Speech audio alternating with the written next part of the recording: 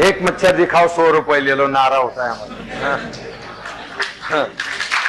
क्योंकि 100% 92 से हम स्वच्छता का काम गांव में, क्योंकि मेरी पहले से ही आदत थी स्वच्छता और इसके बारे में। 92 से सब प्रयास गांव में किया हमने। और आज ऐसा किसी को बताने की जरूरत, अगर लड़की की शादी है, लड़का लड़की देखने गांव में आता है तो उसको पता है, पहला वो टॉयलेट बनवाता है, बाद में लड़की देखने एवरे बाजार आता है। नहीं तो लड़की ये बोलती है कि पहले टॉयलेट बनाओ। नंबर 2, शादी तभी बनती है before marriage HIV test compulsory होता है, ब्लड ग्रुप कंपलसरी होता है। और लड़की बोलती है शादी के बाद लड़की होगी, और लड़की को ही जन्म देना है तो बात करो, नहीं तो शादी नहीं करनी। अब दूसरी लड़की हो गई तो शादी का सारा खर्चा और उसकी जिम्मेदारी गांव के लोग उठाएंगे। इसलिए आज जो सेक्स रेशियो है हमारा पर 1000 1360 है। तो ऐसे इसमें कुछ तो तेज दिमाग वाले लोग कहते हैं और एक लड़की की शादी को तो 3-4 लाख रुपए खर्चा आता है, फिर आप कहां से लाएंगे? तब मैंने कहा अरे 10 साल के बाद की हालात ऐसी होगी, लड़की को पैसा देना पड़ेगा, लड़की नहीं मिलेगी, फिर वो थोड़ा चुपचाप हो जाते। हमारे देश में तो करीबन 2,47,000 पंचायत, 6,39,000 गांव है। और पिछला बजट था भारत सरकार का 200,000 करोड़ रुपीज का मनरेगा के, अब 38,000 करोड़ का बजट मनरेगा का है। IWMP जो वाटर मैनेजमेंट प्रोग्राम है वो नेशनल कमेटी का मैं भी एक मेंबर हूँ, उसमें भी करीबन 20,000 करोड़ का बजट है। ड्रिंकिंग वाटर का ये सब देखा तो 200,000 करोड़ से ज्यादा जाता है। पर इतना बजट है, इतना सारे फंड्स है, तो भी हर स्टेट में 2, 4 या 5 गांव से ज्यादा हम डिस्कस नहीं करते डेवलप विलेजेस के बारे में। और अभी भी मैं उप सरपंच हूँ, डेप्यूटी सरपंच। मैंने तय किया है कि पंचायत ग्राम सभा और लोगों के साथ ही काम करना है, इससे आगे की कोई राजनीति नहीं करनी। एक तो मेरा बैकग्राउंड है, एक छोटे से गांव से आया हूँ जहाँ पीने को पानी नहीं था, खाने को रोटी नहीं मिलती थी, 2 रूम में 4 क्लास चलते थे, पढ़ाई के लिए 4th के बाद बाहर जाना पड़ता था। 90% बच्चे पढ़ाई 7th के बाद नहीं कर सकते थे, ऐसे हालात। एक शराब की बोतल में एक लड़की की शादी गांव में बनती थी। स्कूल के बच्चे शराब लेके आने के और टीचर और विलेजर स्कूल में बैठ के शराब पीने के। अगर गवर्नमेंट सर्वेंट को पनिशमेंट देनी है, विलेज लेवल काम करने वाले टीचर हो, फॉरेस्ट गार्ड हो, एग्रीकल्चर असिस्टेंट हो या पटवारी हो, विलेज पंचायत सेक्रेटरी हो, एक तो खुद शराब पीने वाला चाहिए या शराब पिलाने वाला चाहिए। और ऐसी सिचुएशन में 4th के बाद पढ़ाई हो गई। 12th जब मैं साइंस कर रहा था तो महाराष्ट्र स्कूल क्रिकेट टीम में सिलेक्शन हुआ, खेलना पसंद किया, प्रैक्टिकल छोड़ दिया। उसके बाद M.Com कॉमर्स ज्वाइन किया, M.Com हुआ। पुणे यूनिवर्सिटी में 2-3 टाइम्स नेशनल खेला। जब 2nd टाइम ऑल इंडिया खेला, वेज जोन हम विनर होके ऑल इंडिया चेन्नई गए। तब हम फाइनल में दिल्ली यूनिवर्सिटी के साथ हार गए। नॉट आउट 18 और 1 विकेट था मेरा। उस वक्त दिल्ली का कैप्टन था मनोज प्रभाकर, और बहुत बड़ी बड़ी हस्तियां, चेतन शर्मा, मनिंदर सिंह, मोहम्मद अजहरुद्दीन। करीबन 18-20 दिन हम एक साथ थे। 10 यूनिवर्सिटी ऑल ओवर इंडिया से थी, रोइंग तंबारिया ट्रॉफी। बाद में वो लोग इंडिया की टीम में चले गए और मैं गांव में आके पंचायत का सरपंच बन गया। तो ऐसा वापस गांव में आना हुआ। एक की बचपन में जो गांव मैंने देखा था, लोग तो लिटरेट नहीं थे लेकिन कल्चर्ड थे, एक दूसरे को कोऑपरेट करने का नेचर था। 77-78 तक गांव में ही पढ़ा हूं। और उसके बाद की हालात इतनी खराब हो गई, हरे भरे पहाड़ थे बिल्कुल बंजर हो गए। सरफेस वाटर लोग पीने के लिए यूज करते थे, 100-200 फीट नीचे जाना पड़ा। और माइग्रेशन जो शुरू हुआ, क्योंकि रेनफीड क्रॉपिंग पैटर्न था, ज्वार और बाजरा मेन क्रॉप था। अगर गेहूं की रोटी कोई खाएगा तो गांव का अमीर माना जाता था। और ऐसे हालात में जब वापस 89 में पंचायत का इलेक्शन आ गया, परिवार वाले, खेती बाड़ी सब गाँव में, जब गांव आ गया तो गांव के सारे यूथ, महिला आगे आ गई कि गांव के हालात बहुत खराब है। क्योंकि 82 में गांव में एक मर्डर केस हुआ था, शराब पी के लड़ाई झगड़े हो गए और local liquor preparation, drinking, fighting, इसके कारण ये ब्लैक लिस्टेड विलेज बन गया था पुलिस डायरी। कौसा भी इलेक्शन आ गया, लीकर के 2 बॉक्स छोड़ दिए, बस इलेक्शन खत्म, उसके बाद कुछ भी नहीं। फिर ये शुरुआत हो गई कि बचपन कितना अच्छा था, ठीक से रास्ते नहीं थे लेकिन हरे भरे पहाड़ थे, मड और स्टोन के ही मकान थे, लेकिन गांव में किसी गरीब परिवार में भी किसी की मृत्यु हो गई तो लोग दुख का बंटवारा शेयरिंग करते थे। और बाद में जो बदलाव गांव में आ गया और ये बदलाव के कारण सारी परेशानी गांव में शुरू। तो मेरी पहली प्रेरणा रही अपना बचपन का गांव, सारे सीजन के फ्रूट्स गांव में खाने को मिलने, आम, जामुन, बेर हो, ये सब गांव में मिलने। और बाद में 72 का पहला ड्राउट, 78 का दूसरा और 82 में तीसरा, और कंटिन्यूसली 3 ड्राउट के कारण लोग गांव में छोड़ के शहर गए। करीबन 4-5 ही परिवार ऐसे थे तो जिनको पूरी साल भर की फूड सिक्योरिटी की गारंटी, बाकी लोग तो माइग्रेट करते थे। और ऐसी हालात में जब शुरुआत की तो पूरा परिवार आपोज में था। जो गांव के लोग थे, यूथ, महिला, सबका सपोर्ट था। तू लिखा पढ़ा है, कुछ गांव के लिए कर, नहीं तो ये गांव और बर्बाद हो जाएगा। बस यही मुझे प्रेरणा मिली और शुरुआत किया, घर वालों को समझा दिया, क्योंकि मैं मुंबई में खेलता था, पुणे में खेलता था, अच्छे जॉब भी मेरे हाथ में आ गए थे। वो सब छोड़ के जब शुरुआत हो गई पंचायत में, जिस दिन इलेक्शन था सारे गांव के लोग ताला लगा के अपने घर को खेती बाड़ी में चले गए कि वापस इस गांव में दंगा कुछ तो भी खराबी हुई। लेकिन लोगों को मैंने समझाया कि भाई अभी ये कुछ करना नहीं है, हम सब मिलके हमारा पूरा गांव का नक्शा बदल देंगे। तो कुछ लोगों के समझ में ये आया, ज्यादातर यूथ का सपोर्ट 100% था। महिला तो परेशान थी, चूड़िया सुबह हाथ में तो दोपहर को टूट जाती थी।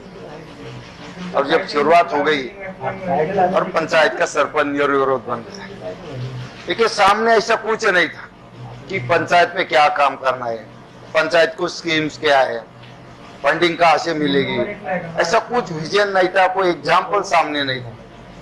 बन गया बस इतना ही। और जब शुरुआत हो गई तो ये हमारी ग्राम संसद है, सारे ऑफिसेस इसमें, बैंक भी है, सभी कोऑपरेटिव का और सभी का सभी निर्णय, और संडे को भी ओपन रहती है पंचायत। हमारे देश में तो करीबन 2,47,000 पंचायत, 6,39,000 गाँव है, और पिछला बजट था भारत सरकार का 200,000 करोड़ रुपीज का। मनरेगा के अब 38,000 करोड़ का बजट मनरेगा का है। IWMP जो वाटर मैनेजमेंट प्रोग्राम है, वो नेशनल कमेटी का मैं भी एक मेंबर हूँ, उसमें भी करीबन 20,000 करोड़ का बजट है। ड्रिंकिंग वाटर का ये सब देखा तो 200,000 करोड़ से ज्यादा जाता है। पर इतना बजट है, इतना सारे फंड्स है, तो भी हर स्टेट में 2, 4 या 5 गांव से ज्यादा हम डिस्कस नहीं करते डेवलप विलेजेस के बारे में। और हम सबको पता है, गांधी जी का नाम तो सब लेते हैं, महात्मा जी का ग्राम स्वराज की भी बात करते हैं। इसलिए आजादी की पहली ग्राम सभा में दिल्ली में गांधी जी ने यही कहा था कि अभी तो अंग्रेज चले गए, हम आजाद हो गए, और आजाद हिंदुस्तान का पहला बजट और प्लानिंग गांव से होना चाहिए, क्योंकि ज्यादातर आबादी और ज्यादातर भूमि जहाँ है वही से प्लानिंग हो। क्योंकि लोग गांव क्यों छोड़ रहे, पीने को पानी नहीं, खेती को पानी नहीं, बिजली नहीं, रास्ते नहीं, सामाजिक सद्भावना का वातावरण नहीं, क्वालिटी एजुकेशन नहीं, हेल्थ की सुविधा नहीं, इसलिए लोग सुविधा नहीं करके गांव छोड़ के शहर जाएंगे। इसलिए प्रयास करो, पहली शुरुआत गांव से, ग्राम सभा बुलाओ, ग्राम सभा में डिस्कस करो, वहां से नीड बेस्ड प्लानिंग उठाओ, क्या उन लोगों की जरूरत क्या है कि जो गांव छोड़ के शहर नहीं आएंगे। इसलिए गांव का प्लानिंग बने, उसके बाद ब्लॉक लेवल, डिस्ट्रिक्ट लेवल, फिर स्टेट लेवल का बजट होगा, फिर दिल्ली में आ जाएगा और दिल्ली का बजट उसमें शामिल हो जाएगा, जो भारत सरकार का हिस्सा है, राज्य सरकारों का हिस्सा है, और सीधे फर्ज गांव में चले जाएंगे।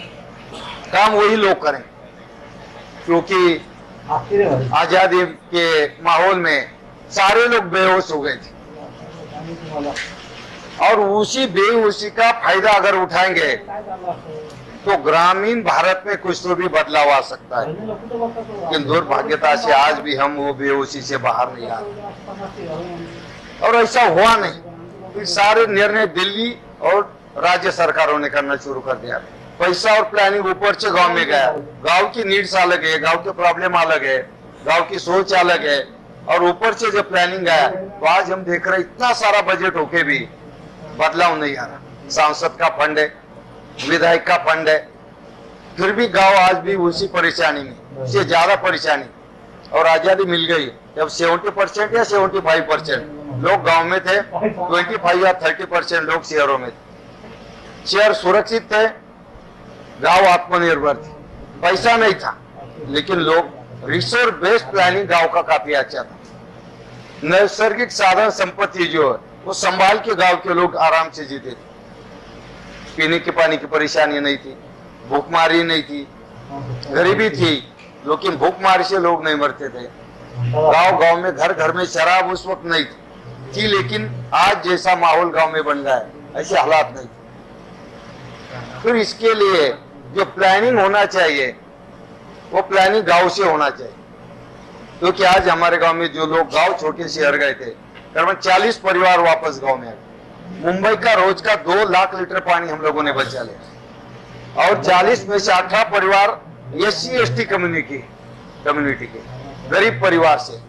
क्यों लोग वो शहर से वापस गांव में आ गए? क्योंकि मुंबई की एक धारा भी थी, कब 3 बन गए हमें पता ही नहीं चला और सारे शहर अभी स्लम में कन्वर्ट हो रहे हैं क्योंकि गांव में कुछ नहीं।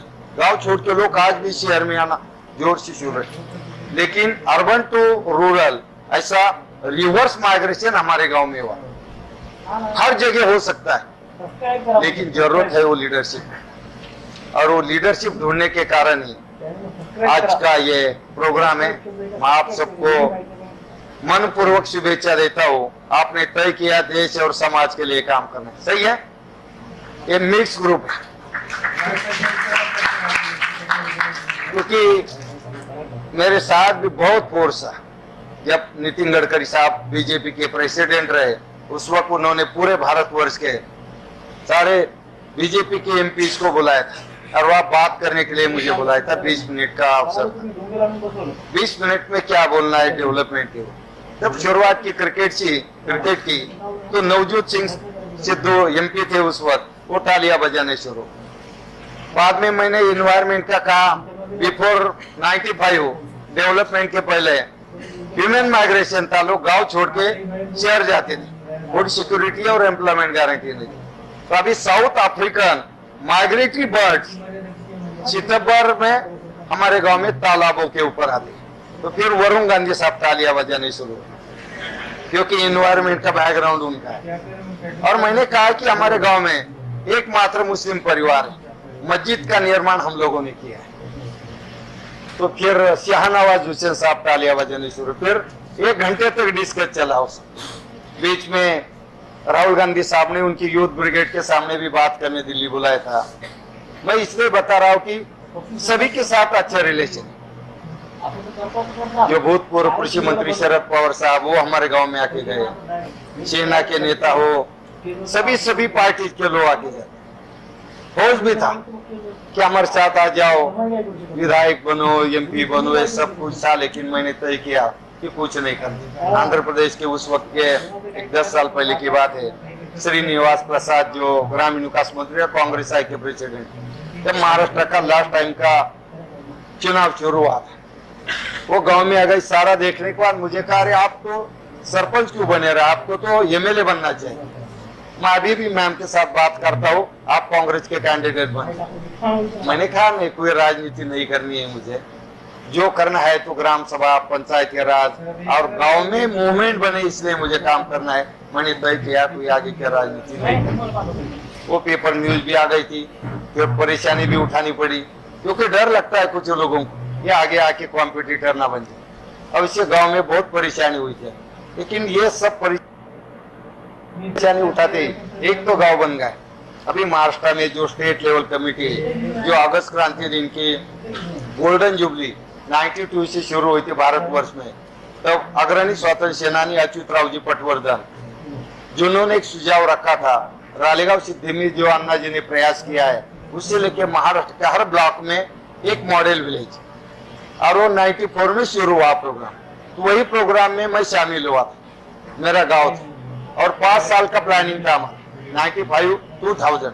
बस 2 ही साल के अंदर हमारा प्रोजेक्ट खत्म हुआ, क्योंकि लीडरशिप परफेक्ट थी, निर्णय ग्राम सभा से थे, कन्वर्जेंस काफी अच्छा था लाइन डिपार्टमेंट का, और सबका रोल था और ट्रांसपेरेंसी प्रोग्राम में। और इसके कारण कोई परेशानी 2 ही साल में गाँव जब बदलाव आ गया, तो 95 में, उस वक्त 94-95 में भारत सरकार ने देश के लिए वाटरशेड की गाइडलाइन बनाने की सोची। तब प्रोफेसर हनुमंतराव, जिनके अध्यक्षता में भारत सरकार ने एक कमेटी बनवाई, वो कमेटी हमारे गांव में पूरे एक दिन भर वो गांव में था। उसके बाद दिल्ली में 1-2 मीटिंग हुई, उसमें भी हिस्सा लेने का अवसर मुझे मिला, और वो देश के लिए पहली गाइडलाइन बनी। अभी जो IWMP का प्रोग्राम बना 2008 में, उसी में भी सारा प्लानिंग करने का अवसर मुझे मिला। जो मनरेगा है, Mahatma Gandhi employment guarantee scheme, Raghuvansh Pratap Singh ji जब भारतवर्ष के ग्रामीण विकास मंत्री थे, तभी पहला प्रेजेंटेशन उसमें मैंने दिया था कि एक तो महाराष्ट्र एम्प्लॉयमेंट गारंटी एकमात्र सोर्स था हमारा वाटरशेड, लेकिन आज नो नीड ऑफ मनरेगा, आज जरूरत नहीं हमें मनरेगा। इस विजन से हम लोगों ने काम किया कि रोजगार भी मिले और हमारा भविष्य भी बने, और इससे लेकर जो डिजाइन हुआ था रघुवंश प्रताप सिंह साहब ने, वो कमेटी में मुझे लिया। बाद में घोड़े बाजार आ गए और वहां से लॉन्चिंग किया वो जॉब कार्ड का, मनरेगा का। मैं ये इसलिए बता रहा हूँ कि ये जो अनुभव किया इसका ही, और अभी प्रधानमंत्री जी ने एक कमेटी बनवाई 4 दिन पहले दिल्ली में, कि ग्रामीण विकास की जितनी भी सारी योजनाएं उसका वापस कुछ संशोधन करना है, और अब काफी अच्छा इफेक्ट आने के लिए क्या करना चाहिए। इसलिए अभी कमेटी, वो कमेटी का अभी मेंबर मैं बन गया हूँ। तो इसलिए कि अनुभव पिछले 25 साल से किया, अभी 2 साल का मॉडल हमने भी बनाया। तो महाराष्ट्र के वो आदर्श ग्राम के अन्ना हजारे जी पहले अध्यक्ष रहे, और 2009 में महाराष्ट्र के भूतपूर्व मुख्यमंत्री विलासराव जी देशमुख साहब ने फोन किया कि पोपटराव जी आप मुंबई आ जाइए, आपको अभी गांव छोड़ना पड़ेगा, स्टेट लेवल ये कमेटी की जिम्मेदारी उठानी पड़ेगी। तब मैंने कहा मैं तो आ जाऊंगा, लेकिन मेरे भी कुछ इसमें बदलाव के कुछ मुद्दे हैं। फिर दूसरे दिन डिस्कशन हुआ, स्पेशल बजट होना चाहिए, टेक्निकल टीम हाथ में आनी चाहिए, और सारे निर्णय लेने की जिम्मेदारी और अधिकार जो कमेटी और ग्राम सभा को होनी चाहिए। फिर वैसा GR निकला, और अभी वो कमेटी का मैं पिछले 5 साल से काम कर रहा। महाराष्ट्र में अभी चुनाव हो गए, सरकार बदल गई, नई सरकार आ गई, मुख्यमंत्री जी ने बुलाया कि पोपटराव जी ये जिम्मेदारी आप वापस संभालो, और कुछ सपोर्ट आपको चाहिए तो बोलो। इसलिए अभी वही कमेटी का काम मैं आगे लेके जा रहा हूँ। महाराष्ट्र में 100 गाँव काफी अच्छे बने, जिसमें कि यवतमाल डिस्ट्रिक्ट विदर्भा में सबसे ज्यादा सुसाइड 23, तो वो गाँव अडॉप्ट गोद लिया हमने 2 साल पहले। 100% टॉयलेट, एक ही कलर गाँव को, सॉइल वाटर कंजर्वेशन का काफी अच्छा काम हुआ। इसके कारण पिछले 3 साल से एक भी आत्महत्या उस गांव में नहीं। अभी हमारे मुख्यमंत्री जी वो गांव देखने आए। दूसरा एक नागपुर डिस्ट्रिक्ट में एक गोदनी नाम का गांव है, खाली एसी कम्युनिटी के लोग रहते, एकदम गरीब, जहाँ सर कुछ नहीं गया, वो गाँव गोद लिया, अभी वो भी मॉडल गाँव बना। विदर्भा में करीबन 18 गाँव काफी अच्छे बन गए। एग्जाम्पल वेस्टर्न महाराष्ट्र के नहीं तो विदर्भा के विदर्भा में, साउथ के साउथ में, नॉर्थ के नॉर्थ में, ईस्ट के ईस्ट में, वेस्ट के, क्योंकि क्लाइमेटिक कंडीशन जो है, वहाँ की सिचुएशन जो है, उसके आधार पर डेवलपमेंट की प्लानिंग होनी चाहिए। वहाँ की लोकल सिचुएशन क्या है, वहाँ के लोगों की जरूरत क्या है, उसके आधार पर प्लानिंग होनी चाहिए। इस तरह का प्लानिंग किया। फिर मैं 9 IAS ऑफिसर, मेरे अध्यक्षता में जो कमेटी उसके मेंबर है, 3 महाराष्ट्र स्टेट के कमिश्नर वो कमेटी के मेंबर। हम मंथली विजिट के लिए सब लोग आ जाते, और इसके कारण महाराष्ट्र में 2 ही साल अभी 2020 बनाया, 5 साल तक कोई रुकने को तैयार, सबको झटपट चाहिए। इसलिए 2 साल के अंदर कई गांव मॉडल गांव में अभी रूपांतरित हुए, और इससे बहुत अच्छी शुरुआत है। और मेरा तो टूरिंग पिछले एक हफ्ते में करीबन 2500 किलोमीटर हुआ। 4 दिन विदर्भा में था, फिर मराठवाड़ा, फिर मुंबई एक मीटिंग है, वापस गाँव में, आज इधर आ गया। आज और कल 2 प्रोग्राम है, वो करने के बाद वापस जाना है। तो करीबन मंथली 5 या 6000 किलोमीटर मेरा सारा टूरिंग होता है, और मंथली 1 या 2 स्टेट में जाना होता है। नॉर्थ ईस्ट के 1-2 स्टेट छोड़े तो पूरे भारतवर्ष में घूमने का अवसर मिला। पूरे महाराष्ट्र में और करीबन 80% गांव में जाके आए, करीबन 28,000 पंचायत महाराष्ट्र में। मकसद एक ही है कि एक गांव नहीं, मूवमेंट बनानी है। और ये मूवमेंट की जरूरत इसलिए, अगर ठीक से अभी प्लानिंग नहीं करेंगे तो गांव का भविष्य बहुत ही खराब है। उस समय सब लोग है, क्या है गांव में, कुछ बचा नहीं, गुटखा पड़ा है, प्लास्टिक है, ओपन ड्रेनेज है, गांव में टॉयलेट नहीं है, गंदगी है, भूखमारी है, बेकारी है, और इसके कारण सारे गांव परेशान है।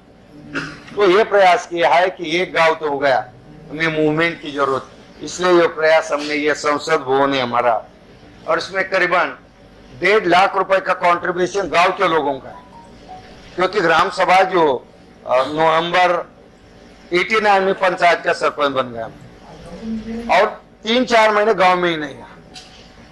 फिर 26 जनवरी फ्लैग होस्टिंग के लिए गांव में आया, तो पूरा गांव ग्राम सभा में था। शायद आजादी के बाद वो पहली इतनी अच्छी ग्राम सभा होगी। और यहाँ शुरुआत हो गई लीडरशिप पंचायत की, निर्णय ग्राम सभा से, कन्वर्जन है लाइन डिपार्टमेंट का। जैसा एक मैं सरपंच हूँ, मैंने लीडरशिप दी, एनजीओ लीडरशिप दे सकता है, और कन्वर्जन बाकी लोगों कर सकता है। गवर्नमेंट लाइन डिपार्टमेंट का कोई ऑफिसर भी लीडरशिप कर सकता है, या कारपोरेट कंपनी वाले लीडरशिप कर सकते हैं। जो भी कोई लीडरशिप करेगा वो बाकी लोगों को जोड़ देगा। एनजीओ है तो पंचायत लोग और गवर्नमेंट को जोड़ेगा। नेशनल बैंक लीडरशिप कर रही तो पंचायत, एनजीओ, गवर्नमेंट सबको जोड़ेगा। तो इस तरह से हमने ये प्रयास किया। ये ऐसे हालात थी गाँव की, बैरन हिल, सारे पहाड़ बिल्कुल बंजर थे, और एक गांव छोड़ के लोग शहर गए करके खंडर बन गए थे, मर्डर स्टोन के मकान। पीने के पानी से लेके परेशान थी मैं, और ये ज्वार और बाजरा मेन क्रॉप। तो फिर ये प्रॉब्लम जो ग्राम सभा में हमारे सामने आए, तो ये प्रॉब्लम थे, लोगों ने बताया कि क्या प्रॉब्लम है और क्या करना चाहिए, इसलिए प्रॉब्लम सामने आ गए, और विजन अपने आप आतेगा। जैसा हम तैरना नहीं आता लेकिन गिर गए तो अपने आप प्रयास करते हैं। तो इस तरह से मेरे सामने तो ऐसा कोई एग्जाम्पल नहीं था, लेकिन जब शुरुआत हो गई, जैसे प्रॉब्लम सामने आने शुरू हो गए, वैसे ही उसका सॉल्यूशन ढूंढना शुरू हो गया, और इसके कारण बराबर एक काम बनता गया। और ये गांव के हालात है बिल्कुल, ये लास्ट का फोटोग्राफ देखो, वो जो है तो बिल्कुल ब्लैक स्टोन थे, पहाड़ी थी टॉप। और वहां बचपन में हम जाते थे 75-76 पहाड़ों पे, तो वहां बहुत अच्छा ग्रीन कवर था, वाइल्ड लाइफ भी काफी था, लेकिन बाद में वो सब खत्म हो गया था। देखो अभी ये गांव बना है, ये एक ही कलर बिल्कुल इसमें। अभी तो ऑक्सीजन टूरिज्म विलेज बन गया हमारा, लोग रिचार्ज करने के लिए हमारे गांव में आते हैं। क्योंकि ऐसा है, वो हमारा एक डॉक्टर है, डेंटल सर्जन है, वो बहुत, उनके पिताजी प्रोफेसर थे उस वक्त। एनएसएस के कारण मैं कॉलेज में था, तो क्रिकेट के साथ साथ एनएसएस का भी स्टूडेंट रहा हूँ, और एनएसएस के कारण काफी अच्छा विजन, सोशल और एक्टिविटीज में हिस्सा लेने का। जब वो आए तो एनएसएस का काम किया था, तभी से वो हमारे गांव में आते थे। अभी डॉक्टर बन गए, उनकी वाइफ भी डॉक्टर है, उनकी माताजी लास्ट मंथ में वो गुजर गई, लेकिन माताजी को भी वो हर साल एक दिन वो सब पूरा परिवार गांव में आता था। जब माताजी को लेकर उनको प्रॉब्लम था, तो लंग्स का प्रॉब्लम था, ऑक्सीजन सिलेंडर साथ में लेके आना पड़ता था। जब गांव में आ गए वो, तब देखा तो 65 या 70% लेवल थी ऑक्सीजन की, नॉर्मल तो 93-95 होनी चाहिए। जब गांव से चल गए, दूसरे उनका फोन आया कि सरपंच मैं बहुत खुश हूँ, मुझे आपके गांव में थोड़ा एक प्लॉट चाहिए, मुझे वहां मकान बनाना है। तो मैंने कहा क्या जरूरत है आपको? नहीं, अभी 2-3 दिन हो गई, माँ जो ऑक्सीजन लेवल, अभी मास्क और सिलेंडर की जरूरत नहीं। तब मैंने तो ऑक्सीजन टूरिज्म बन गया अभी, जैसा पेट्रोल पंप होता है ऐसा। तो इसलिए ये कि आउटसाइड से करीब 2 या 3 डिग्री टेम्परेचर हमारे गांव में कम होता है। इसका एक ही कारण है कि हमने ट्यूबवेल को बैन कर दिया है ग्राम सभा में। जो वाटर लेवल जो हमारी 31 मई को आप आ जाएंगे, अभी तो बारिश नहीं हुई गांव में हमारे, फिर भी आप, और लास्ट ईयर 340 मिलीमीटर, 340 मिलीमीटर खाली, 200-300 एवरेज रेनफॉल है हमारा। और कभी तो 5 साल में, हर 5 साल में 2 साल ड्राउट सिचुएशन होती है। और 10 साल में कभी एक बार मोर देन 300 400, और ऐसी हालात में जो प्लानिंग है 200 300 का है हमारा। और इसके कारण करीबन 300 मिलीमीटर रेनफॉल में भी एक बार पंप करोगे आपको पीने को पानी मिलता है। 340 कुएं, सबको 20 या 30 35 फीट पे पानी की लेवल है। तो इसलिए ये सब है। तो नीचे वाटर लेवल अच्छी है करके टेम्परेचर कम होता है। और अपने खुद के खेत के बांध के ऊपर का पौधा भी कोई काटता नहीं, पेड़ काटता नहीं, वो पंचायत का पहले परमिशन लेता है। फॉरेस्ट वाले विदाउट पंचायत परमिशन जंगल में नहीं जा सकते। इतना अच्छा coordination joint forest management committee का ग्राम सभा से। और ये अभी गांव में ये गली ऐसी, अभी वो तो कवर हो गई, ग्रीन प्लांटेशन है, बिल्कुल साफ सुथरा है। तो इस तरह से हम लोगों ने प्रयास किया। 100% जो भी 10th के बाद पास आउट हो गई और कॉलेज कर रही हो सब, तो हम हर 2 महीने के लिए डिस्कशन होता है सारी कॉलेज लड़कियों के साथ, यूथ के साथ, महिला की ग्राम सभा। क्योंकि 11th स्टैंडर्ड में पढ़ने वाले एक लड़की ने 2004 में पंचायत को लेटर दिया था कि सरपंच जी हमारे गांव में शादी के पहले ब्लड ग्रुप और HIV टेस्ट कंपलसरी करो। तो मुझे थोड़ा आश्चर्य हुआ कि ये लड़की ने ऐसा क्यों दिया। मैंने जब उसके साथ बात की, उसने कहा कि 4 दिन पहले मेरी मौसेली बहन थी, उसकी लास्ट ईयर शादी हो गई थी, वह अभी प्रेग्नेंट है और उसके हस्बैंड की डेथ हो गई 4 दिन पहले। तब मैंने देखा, क्योंकि उसको शादी के पहले ही HIV पॉजिटिव था, तो उसे लगा कि मेरे साथ भी ऐसा हुआ तो आदर्श गांव क्या काम का है। फिर डिस्कशन किया, सारी लड़कियों की मीटिंग बुलवाई, सब आ गए। फिर सबने कहा कि हम तैयार है। फिर महिला की ग्राम सभा हो गई, उसके बाद सारे लोगों की ग्राम सभा हो गई, सबने तय किया नहीं ये होना चाहिए।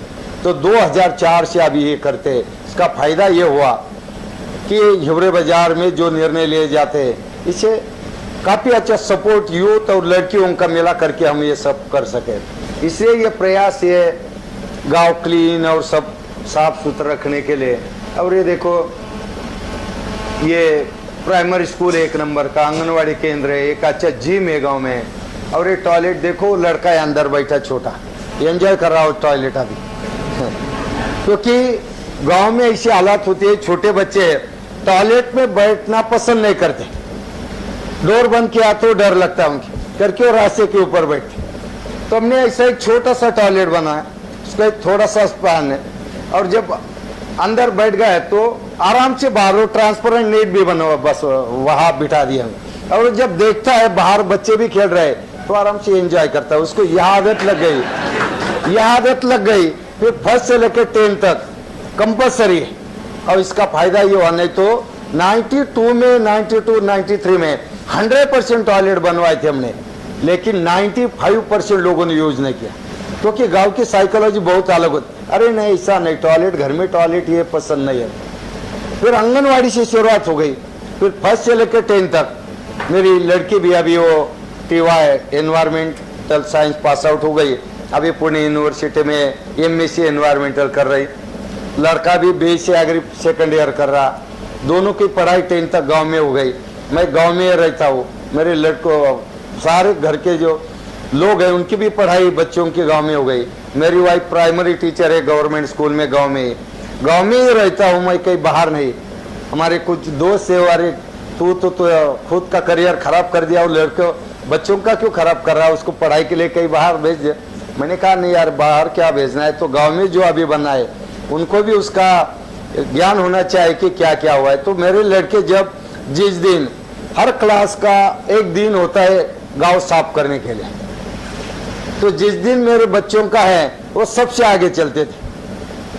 और खुद इसे 25 साल से जो भी श्रमदान गांव में हुए, पहला पत्थर भी मैंने उठाया और आखिरी पत्थर भी मैंने उठाया। शुरुआत हमसे होनी चाहिए, नहीं तो हम ऐसे अरे चलो उठाओ पत्थर, हम इधर हो गए तो वो पीछे भाग जाएंगे लोग। शुरुआत हमसे होनी चाहिए। मैं गांव में कहता हूँ शराब बंद होनी चाहिए, और मैं शाम को जाके पे क्या रहा, क्या फायदा है। अरे तंबाकू खाना गलत है, मैं गुटखा खा रहा हूँ। शुरुआत हमसे होनी चाहिए। शुरुआत हमसे हो गई तो आपने बोला रहे नहीं ये ठीक है, ये खुद कर रहा तो हम क्यों ना, तो इसलिए वो शुरुआत हो जाती। इसलिए हमने ये प्रयास किया। और ये अलग अलग ये थोड़ा पीछे वाला, हाँ ये 2 नंबर का है ना, वो रेसिडेंस है सब। हाँ एक नंबर का जो है ये शमशान घाटी है। किसी की गांव में मृत्यु हो गई तो जाते वक्त भी खड़ा हो जाता है, वो गांव को सलाम करके चला जाता है, खुशी से जा रहा हो। इतना अच्छा गार्डन बनवाया, बच्चे वहां पढ़ाई करते हैं जाके, किसी को लगता नहीं यहाँ स्मशान घाटी है। तो इतनी अच्छी गार्डन बनी है, क्योंकि वहां जो लातूर में भूकंप आया था उस वक्त हमने वो मेमोरी करके 25,000 रुपीज का कंट्रीब्यूशन करके दिया था। कारगिल वार हो गए तो उस वक्त भी दिया था। तो ये अभी उत्तराखंड जम्मू कश्मीर में भी जो बाढ़ के कारण हुआ वहां भी मदद, क्योंकि देश के ऊपर जो आपत्ति आती है वो भी हमारे ऊपर है। ये भी फीलिंग गांव के लोगों में होना चाहिए, देश हमारा है इसलिए लोग सपोर्ट करते हैं। तो यहाँ करीबन 300 प्रजाति के प्लांटेशन है वहाँ, और वहाँ एक अच्छा गार्डन बन गया। 2 नंबर का जो हेल्थ सब सेंटर है वहाँ डिलीवरी नहीं, कार्डियक की भी प्राइमरी लेवल पे मदद मिल सकती है। मंथली शुगर टेस्टिंग वहाँ होती, 100% ब्लड ग्रुप वहाँ होता है। सब सेंटर है, लेकिन संडे को भी ओपन होता है। आसपास वाले 3-4 गांव से लोग यहाँ आते। और बाद में ये जो पशु उपचार केंद्र है और उसकी क्वार्टर है, और ये भी थोड़ा प्रयास किया था हमने। जेब भर गई पैसे से तो लोग फिर बीड़ी फूकने शुरू हो जाते हैं, शराब पीने। तो हमारे गांव में पान का ठेला नहीं, होटल गांव में नहीं है, क्योंकि बिगाड़ने वाली बात गांव से हटा दी हमने। आज हमारे गांव में करीबन 82 प्राइमरी टीचर है, 4 प्रोफेसर है, 3 डॉक्टर है, करीबन 68 आर्मी मेंस है, और मोर देन 80 बीफार्म सिविल मैकेनिकल और केमिकल इंजीनियर। खाली पुलिस वाला नहीं और वकील नहीं है, लॉयर नहीं है। बुरा मत मानो आप में से कोई हुए, हाँ, क्योंकि आज देख रहे गांव इतनी लड़ाई झगड़े परेशान आ गए, खेत के बांध, रास्ता और जमीन से लेके इतने प्रॉब्लम शुरू हो गए। और वो तो दीवानी जो प्रॉब्लम होते हैं वो करीब 20-20 साल तक चलते हैं। तब हमने गांव में निर्णय लिया, जितने भी गांव की जमीन, क्योंकि 1929-30 में भारत का लैंड रिकॉर्ड तैयार हुआ, जो 1839 को शुरुआत हो गई, और वो पूरा लैंड रिकॉर्ड 1929-30 को पूरा। और इतना अच्छा मैंने बहुत स्टडी किया, क्योंकि इसे 25 साल में सबसे ज्यादा ओपीडी चलाने की जरूरत मुझे पड़ी वो जमीन के झगड़े से लेके, क्योंकि ओपीडी चलानी पड़ती है सोशल प्रोग्राम में भी बहुत। पहले तो डेली 1 घंटा 2 घंटा, अभी महीने में कभी तो 15-20 मिनट, सारे प्रॉब्लम अभी खत्म हो गए। तो वो प्रॉब्लम हमने सॉल्व करने के लिए पूरे गांव की जमीन का वापस मेजरमेंट किया, क्योंकि उन्होंने कहा था हर 30 साल के बाद रीसेटलमेंट करो। वैसा आजादी के बाद हुआ नहीं, और अभी लैंड रिकॉर्ड में बहुत परेशानी है। गांव में इतने लड़ाई झगड़े और राजनीति उसके साथ आ गई तो परेशानी ही परेशानी। इसलिए हमने वो सब प्रयास किया। एक तो पहला प्रयास स्कूल का था, 4th स्कूल था, अभी 10th तक है। 40% स्टूडेंट अभी आउटसाइड से पढ़ाई के लिए हमारे गांव में थे। हर 5 किलोमीटर पे स्कूल है, लेकिन बाहर से लोग आते। खाली किताबों की पढ़ाई हम नहीं देते, वो कल्चर करने का प्रयास करते हैं, लिटरेट नहीं।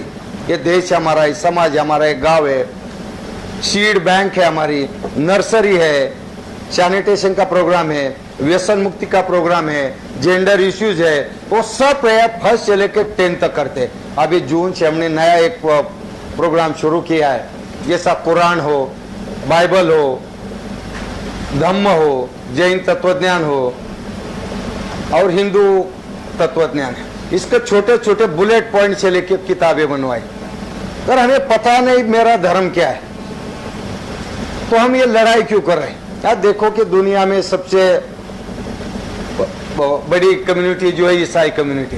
1 तारीख को 1 जनवरी को व्हाट्सएप के ऊपर एक फोटो आया था मेरे पास। हमारा एक गांव वाला जो बैकवर्ड कम्युनिटी से है, जो गांव में पढ़ाई की सुविधा नहीं थी, बहुत गरीब परिवार से था, मुंबई में जाके स्लम में पढ़ा, बाद में एयर इंडिया जॉब मिला, उसके 2 बच्चे अभी न्यू जर्सी में पढ़ाई कर रहे हैं, और वो भी उधर होता है। और जब हो गए उन्होंने एक फोटो भेज दिया था, एक माँ अपने बच्चों को लेके मार्केटिंग के लिए गई थी, जो मॉल से कुछ परचेस करने तक वो पर्स थी हाथ में, वो बच्चों के हाथ में दे दी, और जो वो सामने से आ गए उसने रिवॉल्वर निकाला पर्स से और फायर किया, ऑन द स्पॉट डेथ हो गई माँ की। तो वो बहुत घूमा था। कि सबसे बड़ी कम्युनिटी ईसाई कम्युनिटी, लेकिन सबसे ज्यादा क्राइम रेट आज वॉशिंगटन में। नंबर 2, सारी इस्लामिक कंट्रीज देखो आप, सबसे अनस्टेबल कंट्रीज वहीं पर है। फिर एक ही अल्लाह है, एक ही अल्लाह ने बनवाया है, तो शिया और सुन्नी लेके हम क्यों लड़ाई? एकमात्र हिंदू राष्ट्र था नेपाल, वो अभी सेक्युलर बन गए। फिर आज की ग्लोबल वार्मिंग और इसका इफेक्ट हम देख रहे हैं, पहले आदमी है और बाद में जाति है, सही है। अगर जाति आदमी नहीं रहा तो जाति लेके क्या करेंगे हम? इसलिए हमें प्रयास वो करना चाहिए कि पहले हमारा देश है, इसलिए हमारे गांव में एक भी स्टैच्यू नहीं है, गांव में एक भी स्टैच्यू नहीं। जितने भी आदर्श है हमारे, राजनेता हो या आध्यात्मिक पुरुष हो, जो भी हमारे आदर्श है, उनका आदर्शों का ग्राउंड रियलिटीज में क्या है वो सोचना जरूरी है। खाली उनकी पूजा मत करो। आजादी की लड़ाई में भी वो बंदी थे और आज भी बंदी बना दिया, सही है। तो इसलिए हमने ये प्रयास किया कि 10 मंदिर थे पुराने, उसका निर्माण, एक बुद्ध धाम बनवाया, एक मस्जिद बनवाई, और गांव का एक सारा होलिस्टिक अप्रोच से हम लोगों ने सोशल हार्मोनी इतना अच्छी तरह से रखी, तो सब लोग मिलके सब करते, क्योंकि भगवान है या नहीं हमें पता नहीं, लेकिन उसके डर के कारण तो एक साथ आ जाते हैं लोग, बस उसका यूज करके लिया और आगे चले।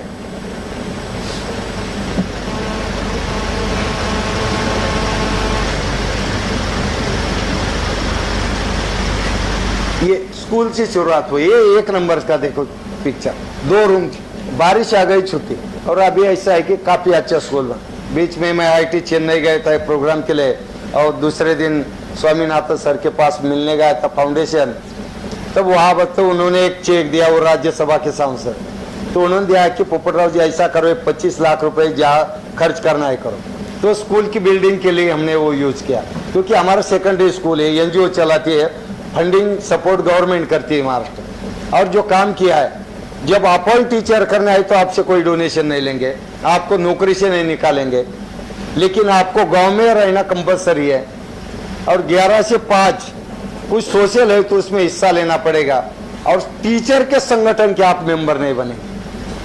इसलिए काफी अच्छा स्कूल है हमारा, 1st से लेकर 10 तक। इससे आउटसाइड से बच्चे पढ़ाई के लिए दूर दूर से अभी हमारे गाँव में आ जाते हैं। स्कूल बन गए तो एक 5 सूत्र थे उस वक्त, श्रमदान, चराईबंदी, कुल्हाड़बंदी, नसबंदी, नशाबंदी, ऐसे 5 सूत्र थे जो आदर्श ग्राम से लेके बनवाए गए थे। चराईबंदी की ओपन ग्रेजिंग नहीं करनी है, ट्री फिलिंग, रूट से पेड़ नहीं काटना है, local liquor preparation drinking ban है, परिवार नियोजन, और श्रमदान, हर घर में से एक आदमी मंथली 1 बार गांव में श्रमदान करेगा। इसे 5 सूत्र। और जब 2009 में मैं अध्यक्ष बन गया, उसको और 2 जोड़ दे। एक तो लोटाबंदी, लोटा मालूम है ना, लोटा लेके रोड के ऊपर जाके बैठे, टॉयलेट कंपलसरी, लोटा लेके नहीं जाना, और ट्यूबवेल बैन, वाटर मैनेजमेंट। तो ये 2 सूत्र जोड़ दे और 7 बन गए। ये ऐसी ग्राम सभा चलती है हमारी। ये साइलेंट फीचर है गांव का। ये ऑडिट, वाटर ऑडिटिंग का काफी इफेक्टिव प्रयास है। जहाँ अच्छी बारिश है वहाँ सबसे ज्यादा प्रॉब्लम अभी पीने के पानी के, तो हमने ये किया, 5th से लेकर 10th तक स्कूल के बच्चे ये वाटर ऑडिटिंग करवाते। रेनफॉल, बारिश शुरू हो गई, वाटर लेवल कैसे ऊपर आती है, बारिश खत्म हो गई, वाटर लिफ्टिंग शुरू हो गई, वाटर लेवल कैसे नीचे जाती है। 5th से लेकर 10th तक के बच्चे ये सब करते हैं, और इसका फायदा ये हुआ कि घर घर में सबको एक लिटरेसी आ गई। यार ये 100 mm रेनफॉल है तो ड्रिंकिंग वाटर प्रॉब्लम सॉल्व होता है, 200 मिलीमीटर रेनफॉल है तो खरीफ की फसल मिलती है, 300 हो गई तो रबी की फसल है, और मोर देन 300 है तो समर सीजन का एक फसल मिलता है। इसका है कि अगर अच्छी बारिश है तो 100% खरीफ उगाओ, 70% रबी की फसल उगाओ, और 30% समर सीजन। इस तरह से प्लानिंग, क्योंकि हम पहले जो स्थलांतरित खेती करते थे, जंगल में रहते थे, और शिफ्टिंग होते होते अभी हम यहाँ गए कि पानी की खेती करनी शुरू हो गई। पहले रेनफीड थी, बारिश हो गई, जो मिलेगा वो खाते थे। उसके बाद रबी की फसल आ गई, कि पानी कुआं बनवाया और पानी देना शुरू हो गया। फिर बारिश के बाद की खेती शुरू हो गई, और अभी summer season poly house shade net में आ गए, और इसके कारण समर सीजन में ज्यादा प्रेशर ग्राउंड वाटर पे आ गया। और इसके कारण ओवर एक्सप्लॉयटेशन, ज़्यादा शोषण हुआ भूमि का पानी से, और अभी हम परेशानी में। तो ये सब ऑडिटिंग स्कूल के बच्चे करते हैं। अगर बारिश कम हो गई तो फसल बराबर कम हो जाती। ये ऐसे कुछ चराईबंदी, कुल्हाड़बंदी डिसीजन तो अरे विलेज मैथ टोटली, क्योंकि एक टोपोग्राफी, हाइड्रोलॉजी और जियोलॉजी, 3 विजन से विलेज डेवलपमेंट का सोचना चाहिए। और अभी पानी है तो सब है, पानी नहीं तो सब परेशान है। जॉन ब्रिस्को जो वर्ल्ड बैंक के सलाहकार है पानी से लेकर, उन्होंने रिसेंटली एक इंडिया के ऊपर एक प्रेजेंटेशन दिया था, एक अहवाल दिया। उसमें उन्होंने कहा है कि अगर भारतवर्ष में इतना अच्छे रिसोर्सेस है, ठीक से प्लानिंग नहीं हुआ तो 2020 में करीबन 30 करोड़ लोगों को पीने के लिए अच्छा पानी नहीं मिलेगा। इससे पानी जो ग्राउंड वाटर है ज़्यादा खराब हो रहा, नाइट्रेट, फ्लोराइड, इसके कारण एक तो केमिकल फर्टिलाइजर, पेस्टिसाइड, और ज़्यादा पानी के कारण जैसा पंजाब हरियाणा के हम अभी सिचुएशन देख रहे हैं, सब सलाइन जमीन हो रही। वैसे ही महाराष्ट्र में शुगर कैन बेल्ट जो है, वहाँ सबसे जमीन कहते ज़्यादा पानी नहीं चाहिए, ब्लड प्रेशर हो रहा। केमिकल फर्टिलाइजर ये नहीं है तो प्रॉब्लम है। इसलिए जो है कि उसको, और शुगर केन जो है या बनाना की फसलें बंद करो, मुझे ही शुगर हो गई। तो इस तरह से अभी जमीन खराब हो रही है। तो ये प्लानिंग क्या है, जो नीचे है जो साउथ की ओर जो फॉरेस्ट लैंड है, येलो कलर जो है प्राइवेट हिलोक्स है, और बाकी डार्क ग्रीन है पंचायत ग्रेजिंग लैंड है। ये टोटल 1000 हेक्टेयर एरिया है और 3 वाटर शेड में वो कन्वर्ट हुआ है। और ये उसके ऊपर ये ट्रीटमेंट हो गई। नंबर 1 का और लास्ट का जो सेम स्पॉट की फोटोग्राफ है 3 साल के अंदर के डिफरेंस से। अभी तो साउथ अफ्रीकन माइग्रेटरी बर्ड्स हुआ थे, लियोपर्ड छोड़ा, टाइगर छोड़ा, सारा वाइल्ड लाइफ गांव में डेवलप हुआ। अगर जंगल में कहीं आग लग गई विथ इन 10 मिनट करीबन 200 विलेजर, 200-300 लोग जंगल में होते, क्योंकि हमारा SMS उनका नेटवर्क है। आज जैसे यहाँ पेज दिया मैंने, जितने भी हमारे लोग है, व्हाट्सएप के ऊपर ग्रुप है हमारा, सोशल ग्रुप, तो सबको मैं कहाँ भाषण दे रहा हूँ, सबको पता है मैं सरपंच जी कहाँ घूमते। तो इसलिए वो ट्रीटमेंट, तो आपको पता होगा भगीरथ का नाम सुना है आपने? सूखा था आज में राजा भगीरथ, ज्यादा पानी से लेके प्रयास किया तो हम करते हैं क्या, भगीरथ प्रयत्न किए। सब सगर राजा था उत्तर भारत में, उसके कारण बहुत बड़ा अकाल आ गया था। पानी पानी, अनाज अनाज करके लोग मर रहे थे। सारे जितने प्रयास करने चाहिए सब प्रयास हो गए, फिर भी वो हतबल हुआ और मैं कुछ नहीं कर सकता। तो उसने एक शिलालेख लिख के रखा और गद्दी छोड़ दी। अभी ये गद्दी के ऊपर बैठने का अधिकार मुझे नहीं। तो लिखा था उन्होंने, जो कोई भविष्य में स्वर्ग की गंगा जी को भूलोक लाएगा, उसके पुरखों का उद्धार और भविष्य को पुण्य मिलेगा। 450 साल के बाद भगीरथ का जन्म हुआ, समझ आ गई। उसने देखा अरे क्या परेशान है हमारे पूर्वज भी, भविष्य भी परेशान है। उसने गद्दी छोड़ दी, हिमालय चल गया। वहां बहुत प्रार्थना की, ध्यान किया, और वहां कपिल मुनि जी मिले। उन्होंने कहा यहाँ पानी है, लेकिन तू गंगा जी की आराधना कर। उनको विनती कर साथ आने, फिर वो गंगा जी की आराधना करने चले। गंगा जी प्रसन्न हो गए। उन्होंने कहा मैं तो प्रसन्न हूँ, लेकिन अगर ये सारा प्रवाह तेरे भारतवर्ष की ओर डाइवर्ट हुआ तो बाढ़ के लपेट में जो कुछ बच गया वो सब चला जाएगा। इसलिए तू भगवान शिव जी की प्रार्थना कर और उनको विनती कर कि आपके जटाओं में संभाले मुझे, और जितना चाहे उतना पानी। उस वक्त की वो पौराणिक कथा थी। और आज की टेक्नोलॉजी से देखेंगे वो विजन से, तो कपिल जो भगीरथ था, वो भगीरथ चीफ इंजीनियर था गवर्नमेंट ऑफ इंडिया। और भगवान शिव जी कौन थे? वो डायरेक्टर जनरल फॉरेस्ट अकादमी देहरादून, DG थे। उन्होंने GR निकाला और भगीरथ को कहा रीच टू वैली कंसेप्ट से वाटर शेड का प्रोजेक्ट बना। हिमालय की वैली में क्या करना है, पहाड़ी में ड्रेनेज में क्या करना है, खेती बाड़ी में एरिया ट्रीटमेंट में क्या करना है, वो सारा डिजाइन करके दे। कौन थे? कपिल मुनि। कपिल मुनि director general ground water survey board government of India. वो जियोलॉजिस्ट, जल तज्ञ थे।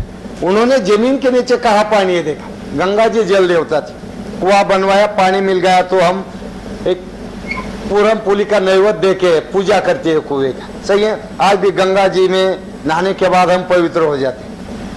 और भगवान शिव जी जिन्होंने जटाओं में समा लिया, क्या किया, हिमालय की वैली में ट्रिंचिंग किया।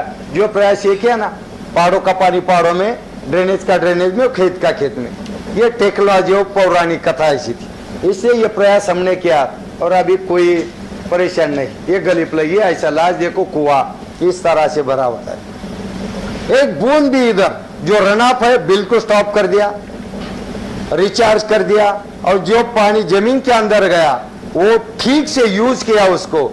अगर 100 लीटर 100 लीटर पानी जमीन में, हम 80 लीटर यूज करते हैं। जैसा बैंक में पैसा होता है, 100 रुपए डाल दिया और 125 खर्च करने का प्रयास करेगा तो पुलिस केस हो जाएगी। सही है, जितना है उतना उठाओ। तो ये प्रयास किया और ये एक प्रयास किया, क्योंकि महाराष्ट्र में वैसा ही 82% जो जियोलॉजी जमीन है मैसिव बेसाल्ट है, ब्लैक स्टोन है। ब्लैक स्टोन में 1.5 या 5% तक वाटर रिचार्ज कैपेसिटी होती। इसे आर्टिफिशियल एक्यूपर ब्लास्ट का किया, लोकल नॉलेज हमारा और टेक्निकल नॉलेज डिपार्टमेंट का। और ये 500 मीटर, ये देखो छोटा अर्दन डैम है, उसमें अगर 500 ने 1000 मीटर बारिश हो गई तो भी नीचे कुएं में उतना भी पानी मिलता था। वो हैंडपंप दिसंबर जनवरी के बाद वो ड्राई हो जाता, सूख जाता था। और अभी जो प्रयास किया और ये सरफेस वाटर ग्राउंड वाटर में कन्वर्ट किया, 20 फीट से लेकर 60 फीट तक ड्रिल किया, ब्लास्ट कर दिया और आर्टिफिशियल एक्यूफर क्रिएट किया हमने और सरफेस वाटर अंदर डाल दिया। वो सरफेस वाटर तो ये ऑपरेशन ज्यादा होता है क्योंकि रिचार्ज नहीं होता था। और इसका फायदा ये हुआ कि अभी अर्दन डैम में पानी नहीं दिखता, लेकिन वाटर टेबल इतना अच्छा हो गया कि जुलाई के बाद हैंडपंप ऑटोमेटिकली फ्लो चलता है, उसको पंपिंग करने की जरूरत नहीं पड़ी। इतना अच्छा वाटर लेवल बढ़ गया। फिर आखिर टेक्नोलॉजी का भी यूज होना चाहिए, लेकिन वो ठीक से होना चाहिए। इसलिए ये डीप सीसीटी का एक मॉडल है, 1 मीटर बाय 1 मीटर का ट्रेन, जो पोकलैंड मशीन यूज करके पहाड़ी में जहाँ डीप स्लोप नहीं ज्यादा और वहां पर यूज करते तो वो करीबन 1 हेक्टर में 7 या 8 लाख लीटर पानी स्टोर करता है और 100% रिचार्ज है। सॉइल वर्क, ड्रेनेज लाइन में 100% रिचार्ज नहीं है। वहां ड्रेनेज लाइन में रेती तो उठा ली हमने और इसके कारण ज्यादा ये ऑपरेशन होता है, वो 35% से 60% तक है। और इस तरह से ये देखो अभी के फोटोग्राफ्स, ये अभी बैल वहां ग्रेजिंग कर रहे, सीमेंट स्ट्रक्चर में पानी नहीं है, लेकिन पास वाले कुएं में पानी की लेवल ऐसी। खाली ड्रेनेज लाइन ट्रीटमेंट भी नहीं, पूरे टोटल होलिस्टिक अप्रोच से हमें ट्रीटमेंट, एरिया ट्रीटमेंट, पहाड़ों के ट्रीटमेंट, जहाँ टॉप है वहाँ टॉप है, इस तरह से वो प्रयास किया। यह नर्सरी होती है, रूप वाटर हार्वेस्टिंग पानी स्टोर किया, वही नर्सरी को यूज है। क्योंकि मेरे बचपन में मैंने जो अनुभव किया था वही अनुभव आज मैं कर रहा हूँ। सब हरी भरी पहाड़ी बन गए, हर सीजन के हर घर में जो नर्सरी है ना, हर साल 2000 पौधे बनवा। जून जुलाई में अच्छी बारिश हो गई तो जो पसंद आएगा वो पौधा वो लड़का लेके जाता है, लेकिन साल भर उसका इंस्पेक्शन बच्चे करते हैं। हर क्लास का क्रॉसिंग है और वो जाके क्रॉस चेक करते हैं और नेक्स्ट ईयर 15 अगस्त को जो अच्छा बड़ा करेगा उसको बाल वृक्ष मित्र अवार्ड देते हैं। इसका फायदा ये हुआ कि हर परिवार में करीबन 5 प्रकार की वैरायटीज है फ्रूट्स की। सब जामुन का सीजन आ गया, जामुन खाने को मिलेगा, बेर खाने को मिलेगा, आम खाने को मिलेगा, चीकू खाने को मिलेगा, इस तरह से। और करीबन 3-4 वैरायटीज का फ्लोरिंग है, फूल है, और इसके कारण गांव एकदम अलग से लगता है आने के बाद।